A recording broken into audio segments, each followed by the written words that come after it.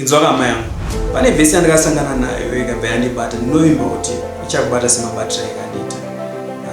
Inotaura nezvekuti pamazuva ekupedzisira nezuva rekupedzisira vamwe vachauya kuna Mwari vachiti taidzinga madhimoni nezita renyu tikaita mudana nezita nezita renyu. Hanzi Mwari opindura achiti dzokerai kwamaitira mabasa enyu andikuziye.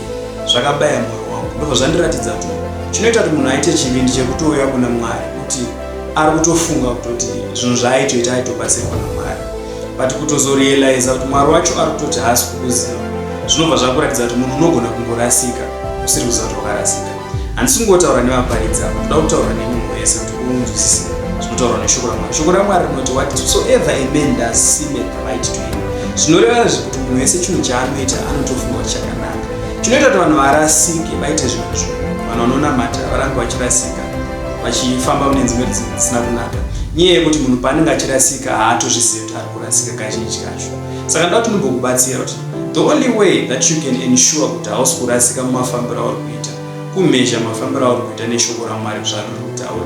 Zvisinei nekuti iwe unofila sei, zvinei nekuti unoona sei. Ndoda kuti uone something.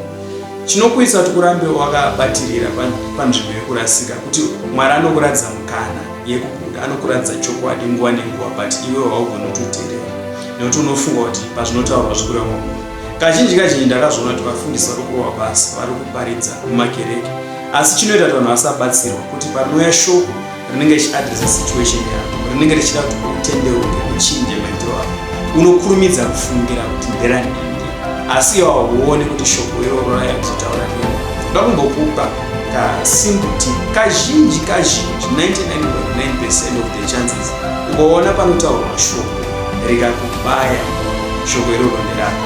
Ukaona panotaurwa shoko rikasakuitira zvakanaka, shoko iroro nderako. Ukaona panotaura mufundisi ukasafara iwe, shoko iroro nderako. Pane chinhu chaunofanira kuti ugadzirise, pane chinhu Mwari chakupa mukana wekuti ugadzirise ufambe zvakanaka. Nekuti dzimweni dzenguva unofamba uchirasika kwamakore ukasatoziya kuti uri kurasika. Ndinokunamatira kuti mukufamba kwako urambe uchitarisa mafambiro ako nematauro anoita shoko raMwari kuti uchiri kufamba zvakanaka here.